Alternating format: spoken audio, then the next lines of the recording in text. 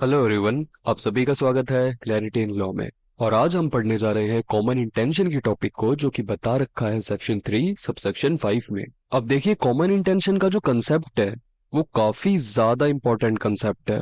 और इसी वजह से इस लेक्चर के अंदर हम कॉमन इंटेंशन के कंसेप्ट के अलावा काफी सारे एग्जाम्पल्स और काफी सारे लैंडमार्क केसेस, जैसे कि महबूब शाह और बरेंद्र कुमार घोष, इन्हें देखेंगे, ताकि इस लेक्चर के एंड तक आप कॉमन इंटेंशन के पूरे कंसेप्ट को अच्छी तरीके से समझ लें। तो आइए शुरू करते हैं। अब देखिए, कॉमन इंटेंशन आखिर क्या होता है। इसे सपोज करते हैं ए नाम का कोई पर्सन है जो कि बी नाम के पर्सन का मर्डर कर देता है। तो नॉर्मली ए पे क्या लाइबिलिटी होगी? ए डायरेक्टली लाइबल हो जाएगा मर्डर के लिए। लेकिन सपोज करते हैं सी भी वही था। इस केस में सी की क्या लाइबिलिटी होगी? उसने तो मर्डर के लिए कोई एक्ट किया ही नहीं है, बट स्टिल सी को भी मर्डर के लिए लाइबल किया जा सकता है। और ऐसा कब हो सकता है? जब सी का कॉमन इंटेंशन हो। तो बेसिकली कॉमन इंटेंशन एक कंस्ट्रक्टिव लाइबिलिटी होती है। मतलब हो सकता है आपने मेन एक्ट कमिट ना किया हो, स्टिल आपको उस ऑफेंस के लिए कंस्ट्रक्टिवली लाइबल किया जा सकता है। अब ऐसा कब कब होता है, वही हम आगे देखने वाले हैं। आइए एक एग्जांपल देखते हैं। मान लेते हैं ए नाम का एक पर्सन है जो कि एक्स नाम के पर्सन को मारना चाहता है। बी भी यही चाहता है और सी भी यही चाहता है। अब अगर ये तीनों प्रायर मीटिंग ऑफ माइंड कर ले,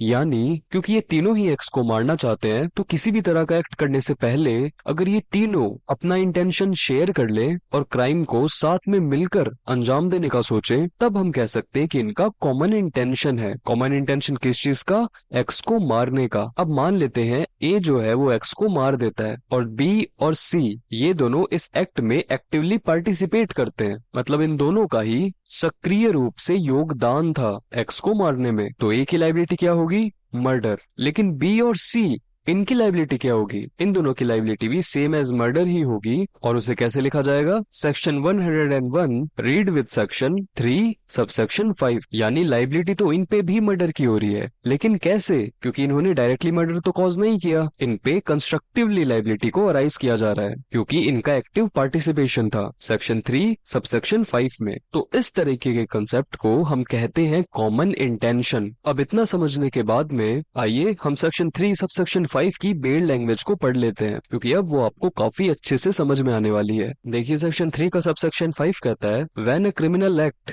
is done by several persons in furtherance of the common intention of all, each of such persons is liable for the act in the same manner as if it were done by him alone. मतलब जब भी कोई criminal act किया जाता है एक से ज्यादा व्यक्तियों के द्वारा, मतलब सेवरल पर्सन्स के द्वारा, इन furtherance of the common intention of all, मतलब जैसे हमने पिछले एग्जांपल में समझा था कि वो सारे अपने इंटेंशन को शेयर कर लेते हैं और क्राइम को साथ में मिलकर करने का इंटेंशन बना लेते हैं। तो यहाँ पर भी वही बात कही जा रही है कि जब भी कोई क्रिमिनल एक्ट होता है एक से ज्यादा व्यक्तियों के द्वारा, इन furtherance of the common intention of all, सभी के कॉमन इंटेंशन के साथ में या उस कॉमन इंटेंशन को आगे बढ़ाने के लिए, each of such persons is liable, वो हर एक व्यक्ति लाइबल किया जाएगा फॉर दैट एक्ट, उस एक्ट के लिए, इन दी सेम मैनर, उसी सेम तरीके से, as if it were done by him alone, बिल्कुल ऐसे ही उसे लाइबल किया जाएगा जैसे उस अकेले व्यक्ति ने उस एक्ट को अंजाम दिया है। यानी उन सभी पर्सन्स में से हर एक पर्सन, ईच पर्सन पे लाइबिलिटी अराइज हो जाएगी, बिल्कुल ठीक वैसे ही अगर वो अकेले उस एक्ट को कमिट करता तो उस पर होती।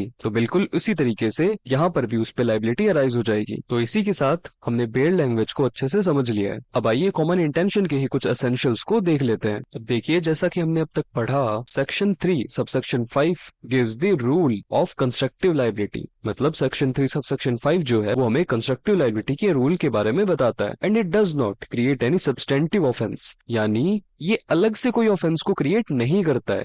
मतलब कॉमन इंटेंशन को आपको हमेशा किसी ना किसी ऑफेंस के साथ में पढ़ना पड़ेगा। अपने आप में या फिर अलग से कॉमन इंटेंशन जैसा कोई ऑफेंस नहीं होता है। हाँ, अपने आप में क्रिमिनल कॉन्स्पिरेसी एक ऑफेंस हो सकता है, जिसके बारे में हमने सेक्शन 61 में पढ़ा था पिछली वीडियोस में, लेकिन कॉमन इंटेंशन जैसा अपने आप में कोई ऑफेंस नहीं होता है। आप हमेशा ये देखेंगे कि कॉमन इंटेंशन को किसी न किसी ऑफेंस के साथ में मिलाकर पढ़ा जा रहा है। जैसे पिछले एग्जाम्पल में हमने कॉमन इंटेंशन को मर्डर के साथ में मिला के पढ़ा था। तो इसका मतलब कॉमन इंटेंशन एक सब्सटेंटिव ऑफेंस नहीं है, it is more of a rule of evidence. ये एक रूल ऑफ एविडेंस है। The elements which are required to construct the liability as per this section are follows. अब हम ये देखने वाले हैं कि इस सेक्शन में यानी सेक्शन 3 सबसेक्शन 5 में लाइबिलिटी को अराइज करने के लिए क्या क्या एलिमेंट्स की जरूरत होती है, यानी बेसिकली क्या क्या असेंशियल्स हैं जिनके पूरा होने पे कॉमन इंटेंशन की लाइबिलिटी अराइज हो जाती है। देखिए, पहला तो है existence of common intention to commit an offence, यानी सबसे पहले जो सबसे मेन चीज है वो तो यही है कि कॉमन इंटेंशन होना चाहिए किसी ऑफेंस को कमिट करने का। जैसे हमने पिछले एग्जाम्पल में देखा ही था कि ए, बी और सी ये तीनों ही एक्स को मारना चाहते हैं। ये तो इनका अपना अपना अलग से इंटेंशन है। ये कॉमन इंटेंशन कब होता है? जब ये लोग मीटिंग ऑफ माइंड कर लेते हैं कि हम तीनों ही एक्स को मारना चाहते हैं, तो क्यों ना हम तीनों मिलके इस एक्ट को साथ में अंजाम देते हैं। तो ये इनका शेयर्ड इंटरेस्ट हो जाता है। और दूसरी चीज है the commission of an offence in furtherance of common intention of all, यानी किसी ऑफेंस का कमिट होना इन furtherance of common intention of all. अब देखिए, आपको याद होगा जब हम क्रिमिनल कॉन्स्पिरेसी सेक्शन 61 को पढ़ रहे थे तो वहां पे हमने देखा था कि क्रिमिनल कॉन्स्पिरेसी के कुछ केसेस में, यानी क्रिमिनल कॉन्स्पिरेसी में प्रोहिबिशन बाय लॉ और सिविल रॉन्ग, इन दो केसेस को छोड़कर जो तीसरा केस था criminal conspiracy of an offence, उन केसेस में हमने ऐसा देखा था कि सिर्फ प्रायर मीटिंग ऑफ माइंड, यानी किसी इलीगल एक्ट को करने का या फिर लीगल एक्ट को इलीगल तरीके से करने का एग्रीमेंट, बस इतना ही काफी होता है क्रिमिनल कॉन्स्पिरेसी की लाइबिलिटी को अराइज करवाने के लिए। अगर कमीशन ऑफ ऑफेंस ना भी हो, स्टिल आप क्रिमिनल कॉन्स्पिरेसी में लाइबल हो जाओगे। लेकिन यहाँ हम क्या देखते हैं? The commission of an offence in furtherance of common intention of all, यानी यहाँ पे ऑफेंस का कमीशन बेहद जरूरी है। और वो कमीशन ऑफ ऑफेंस कैसा होना चाहिए? इन furtherance of common intention of all, यानी उन सभी के कॉमन इंटेंशन को पूरा करने के लिए, उसकी पूर्ति के लिए। और तीसरी चीज है, थर्ड एसेंशियल है, at the time when the main offence was being committed by one of them the others were actively participating in the commission of the main offence, यानी उस समय जब मेन ऑफेंस को किया जा रहा होता है किसी एक पर्सन के द्वारा। जैसे हमने पिछले एग्जांपल में देखा था कि जब ए एक्स को मार रहा होता है, यानी जो मेन एक्ट है वो ए कर रहा होता है, the others were actively participating, जो बाकी दो थे यानी बी और सी, वो एक्टिवली पार्टिसिपेट कर रहे थे। मतलब ऐसा नहीं था कि अपने घर पे बैठे सो रहे थे, बल्कि वो दोनों एक्टिवली पार्टिसिपेट कर रहे थे। अब हो सकता है उन दोनों ने एक्स के हाथों को पकड़ा हो ताकि वो हिल ना सके और ए उसे आसानी से मार सके। तो तीसरा एसेंशियल क्या है?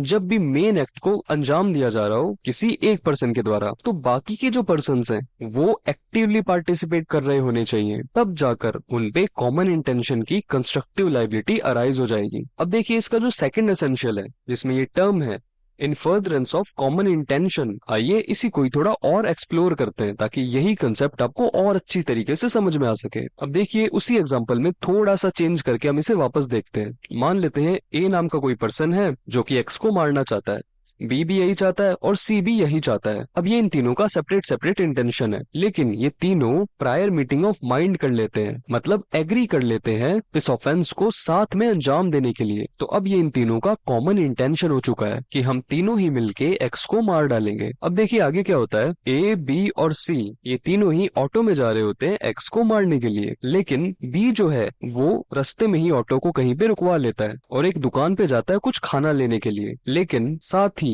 बी उस शॉप के ओनर को ग्रीवियस हर्ट भी कॉज कर देता है। अब यहाँ पे सवाल ये उठता है कि क्या ए और सी इन दोनों पे भी बी के द्वारा किए गए ग्रीवियस हर्ट की लाइबिलिटी अराइज हो जाएगी कंस्ट्रक्टिवली? तो इसका जवाब है ए और सी लाइबल नहीं होंगे, क्योंकि जो एक्ट है, जो बी के द्वारा जो एक्ट किया जा रहा है ग्रीवियस हर्ट का, वो फर्दरेंस ऑफ कॉमन इंटेंशन में नहीं किया जा रहा है, यानी वो इनके कॉमन इंटेंशन को पूरा करने के लिए नहीं किया जा रहा है। क्योंकि इन तीनों का कॉमन इंटेंशन क्या था? एक्स को मारना। अब एक्स को मारने के लिए यानी उस कॉमन इंटेंशन को पूरा करने के लिए जो कुछ किया जाता है वो तो फर्दरेंस ऑफ कॉमन इंटेंशन में आ जाएगा, और अगर बाकी बचे लोग एक्टिवली पार्टिसिपेट करेंगे तो सभी पे कॉमन इंटेंशन की लाइबिलिटी अराइज हो जाएगी। लेकिन इस केस में जब बी खाना लेने के लिए ऑटो से उतरता है और दुकान पे जाकर शॉप ओनर को ग्रीवियस हर्ट कॉज कर देता है, इस एक्ट का एक्स को मारने से कोई लेना देना ही नहीं है। यानी बी का ऑटो से उतरना और शॉप ओनर को ग्रीवियस हर्ट कॉज करना ये उनके कॉमन इंटेंशन से रिलेटेड नहीं है, और ना ही ये एक्ट इसलिए किया जा रहा है ताकि उनके कॉमन इंटेंशन जो कि एक्स को मारना है उसकी पूर्ति की जा सके, यानी उसको पूरा करने के लिए किया जा सके। तो इस एग्जाम्पल में ए और सी ग्रीवियस हर्ट के लिए लायबल नहीं होंगे, क्योंकि जो एक्ट है वो फर्दरेंस ऑफ कॉमन इंटेंशन में नहीं किया जा रहा है। अब इसी एग्जांपल को कंटिन्यू करते हैं और मान लेते हैं कि ए, बी और सी ये तीनों ही एक्स के घर पे पहुंच जाते हैं, और जब ए अंदर एक्स को मार रहा होता है और बी और सी गेट के बाहर खड़े होते हैं ताकि गार्ड कर सके, यानी पहरा दे सके कि कोई आ तो नहीं रहा है। तो अब इस सिचुएशन में बी और सी ये दोनों ही लायबल होंगे मर्डर के एक्ट के लिए, क्योंकि ये जो उनका एक्ट है बाहर खड़े रहकर ध्यान रखना कि कोई आ तो नहीं रहा है, ये फर्दरेंस ऑफ कॉमन इंटेंशन में किया जा रहा है। मतलब बी और सी इन दोनों का ही ये एक्ट यानी बाहर रहकर पहरा देना, ये उन तीनों का जो कॉमन इंटेंशन है ना एक्स को मारने का, उसी के पूर्ति के लिए, उसी को पूरा करने के लिए किया जा रहा है। और दूसरी तरफ और बी और सी एक्टिवली पार्टिसिपेट भी कर रहे हैं, तो तीनों पर ही मर्डर की लायबिलिटी अराइज हो जाएगी। ए पे तो डायरेक्टली हो जाएगी और बी और सी पे कंस्ट्रक्टिव लायबिलिटी अराइज हो जाएगी, रीड विद सेक्शन 3 सबसेक्शन 5।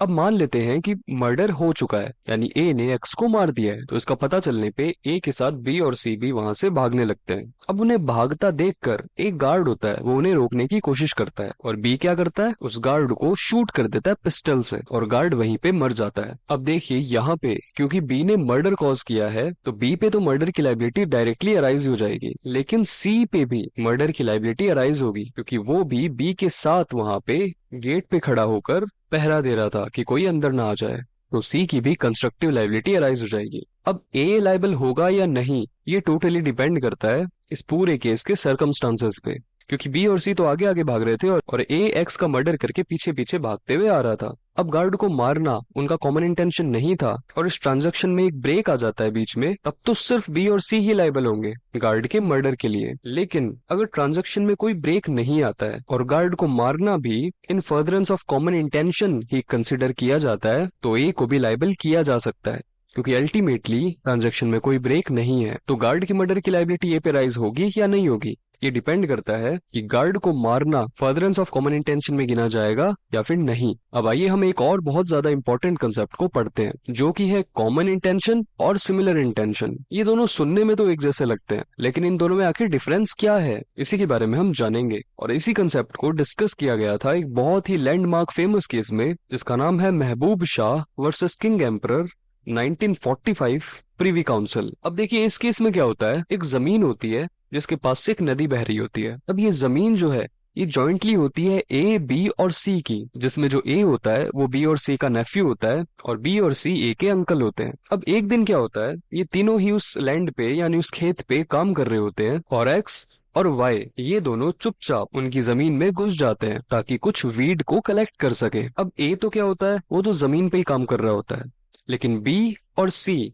ये दोनों नदी के पास दूसरी साइड काम कर रहे होते हैं। लेकिन जब अकेला ए एक्स और वाई को आता देखता है तो वो उन्हें रोकने की कोशिश करता है, लेकिन क्योंकि वो अकेला था और एक्स और वाई दो लोग थे तो वो ए को मारना शुरू कर देते हैं और ए मदद के लिए चिल्लाता है और उसकी आवाज बी और सी तक पहुंच जाती है और बी और सी जिनके हाथों में गन थी वो नदी किनारे से भागते हुए जमीन पे आ जाते हैं। अब बी क्या करता है, बी एक्स को शूट कर देता है और एक्स वहीं पे ही मर जाता है और सी वो वाई को शूट कर देता है, लेकिन वाई आगे जाके सरवाइव कर जाता है, मरता नहीं है। तो अब इस केस में लायबिलिटी क्या होगी, ये इस केस में डिस्कस किया गया था। बी पे तो लायबिलिटी अराइज हो जाएगी 103 बीएनएस की, क्योंकि उसने तो सीधे सीधे एक्स को मार दिया है और उसको पनिशमेंट मिलेगी मर्डर की। लेकिन सी की जो लायबिलिटी है वो 109 में अराइज होगी, यानी अटेम्प्ट टू मर्डर। काफी बार ये सवाल उठता है कि सी को भी मर्डर के लिए लायबल क्यों नहीं कर दिया गया। कुछ लोग ऐसा आर्गुमेंट उठाते हैं कि ऐसा हो सकता था कि सी भी लायबल हो जाता सेक्शन 103 में, रीड विद सेक्शन 3 सबसेक्शन 5 में। ऐसा लोग आर्गुमेंट देते हैं कि सी को भी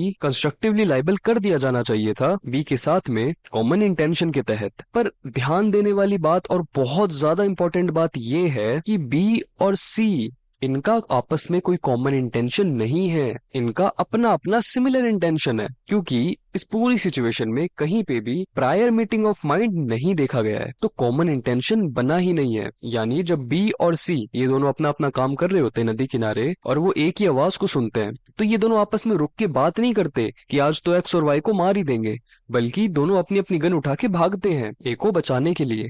अब दोनों का ही अपना अपना इंटेंशन था, लेकिन उन्होंने कहीं पे भी अपने इंटेंशन को शेयर नहीं किया, ना ही अपने इंटेंशन को कॉपरेशन के साथ में एग्जीक्यूट करना चाहा। इन दोनों का अपना अपना इंटेंशन था, हाँ, लेकिन वो अपना अपना इंटेंशन भी सिमिलर था। दोनों ही ए को बचाना चाहते थे और एक्स और वाई पे हमला करना चाहते थे। तो इस केस में ऐसा कहा गया था कि इसे कॉमन इंटेंशन नहीं कहा जाएगा, बल्कि इसे कहा जाएगा सिमिलर इंटेंशन। तो अल्टीमेटली इस केस में क्या डिसाइड हुआ कि सी को लायबल नहीं किया जाएगा section 103 read with section 3 3 subsection 5 में, बल्कि सी सिर्फ अपने किए गए गुनाह के लिए ही लायबल होगा।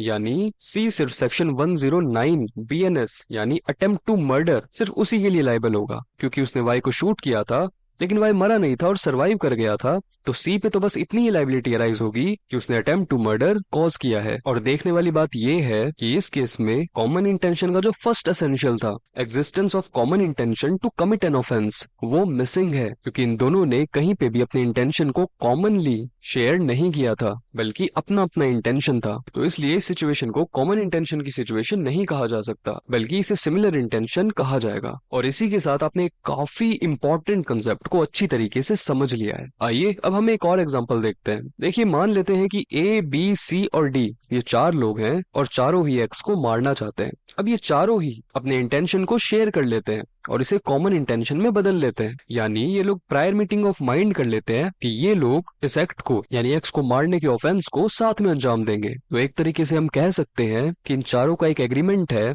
एक इल्लीगल एक्ट को कमिट करने का। अब होता क्या है, ये चारों ही एक्स को मारने के लिए उसके घर की तरफ जा रहे होते हैं एक कार में बैठकर। अब जाते वक्त ये चारों ही काफी ज्यादा शराब पी रहे होते हैं कार में बैठकर, लेकिन जो डी है वो थोड़ी ज्यादा शराब पी लेता है। तो रास्ते में ही डी को ए, बी, सी वहीं छोड़ देते हैं एक पेड़ के पास में और एक्स के घर की तरफ चले जाते हैं। अब एक्स के घर में पहुंचने के बाद क्या होता है, ए एक्स को मार रहा होता है और बी और सी गेट पे खड़े होकर ध्यान रख रहे होते हैं कि कहीं कोई अंदर तो नहीं आ रहा। अब इस पूरे केस में लाइबिलिटी कैसे अराइज होगी? अगर आपने इस केस को समझ लिया तो आपको कॉमन इंटेंशन का पूरा कंसेप्ट अच्छी तरीके से समझ में आ जाएगा। देखिए, यहाँ पे ए की लाइबिलिटी होगी क्रिमिनल कॉन्स्पिरेसी प्लस मर्डर, क्योंकि ए ने सबसे पहले तो एक क्रिमिनल कॉन्स्पिरेसी बनाई थी सेक्शन 61 में, क्योंकि ए भी इस क्रिमिनल कॉन्स्पिरेसी का पार्ट था, जिस वजह से उसे भी सेक्शन 61 में लाइबल किया जाएगा। और साथ ही ए ने तो डायरेक्टली मर्डर ही कॉज किया है, तो उस पे तो सीधे सीधे मर्डर की लाइबिलिटी अराइज हो जाएगी। अब बात आती है बी और सी की। ये दोनों भी क्योंकि उस क्रिमिनल कॉन्स्पिरेसी के पार्ट थे, तो इन पे क्रिमिनल कॉन्स्पिरेसी की लाइबिलिटी तो राइज होगी ही होगी सेक्शन 61 में। लेकिन क्योंकि जब ए मर्डर कर रहा था तो बी और सी एक्टिवली पार्टिसिपेट कर रहे थे गेट पे खड़े होकर उसका ध्यान रखते हुए, और साथ ही उनका ये act in furtherance of common intention भी है, यानी उनके कॉमन इंटेंशन को पूरा करने के लिए, उसकी पूर्ति के लिए है। तो इन दोनों पे कंस्ट्रक्टिव लाइबिलिटी अराइज हो जाएगी और इन दोनों पे ही मर्डर की लाइबिलिटी अराइज हो जाएगी, रीड विद सेक्शन 3 सबसेक्शन 5।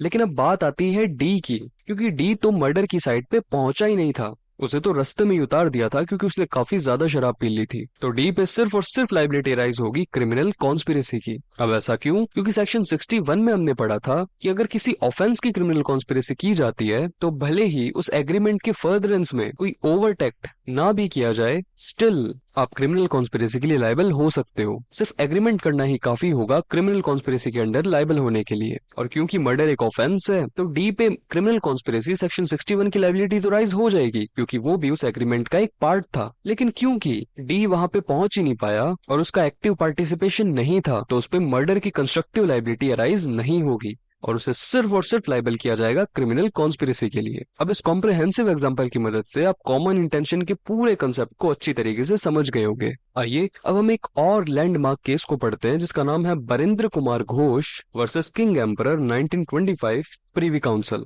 देखिए, ये काफी फेमस केस है जिसमें 4 लोग होते हैं, ए, बी, सी और डी। ये लोग लूटने जा रहे होते हैं पोस्ट ऑफिस को, यानी रॉबरी कमिट करने जा रहे होते हैं। अब होता क्या है, जैसे ही ये चारों पोस्ट ऑफिस के पास आते हैं, बी, सी और डी ये लोग तो पोस्ट ऑफिस के अंदर चले जाते हैं और रॉबरी कमिट करने लगते हैं। लेकिन ए बाहर खड़ा हो जाता है ताकि गेट पे पहरा दे सके, और अगर कल को पुलिस जैसी एजेंसीज आ जाती हैं तो बी, सी और डी इनको बता सके। अब आगे क्या होता है, रॉबरी के दौरान ही जो बी है वो अंदर एक एक्स नाम के पर्सन को मार देता है। अब इस केस में क्या हुआ था, बी ने तो क्योंकि डायरेक्टली मर्डर किया ही है तो उस पे सीधे सीधे मर्डर की लायबिलिटी अराइज हो ही जाएगी। सी, डी और ए इन तीनों पे भी मर्डर की कंस्ट्रक्टिव लायबिलिटी अराइज हो गई थी। लेकिन कई बार ना काफी बार लोग आर्ग्यूमेंट्स देते हैं कि मर्डर वाली सिचुएशन में ए की क्या गलती थी, ये तो वहां पे सिर्फ रॉबरी के लिए पार्टिसिपेट करने आया था और उसे तो लगा था कि सिर्फ रॉबरी की जाएगी। लेकिन इस केस में जो ऑनरेबल जज थे जिनका नाम था लॉर्ड समर, उन्होंने एक बहुत ही फेमस बात कही थी। उन्होंने कहा था, they also serve who stand and wait.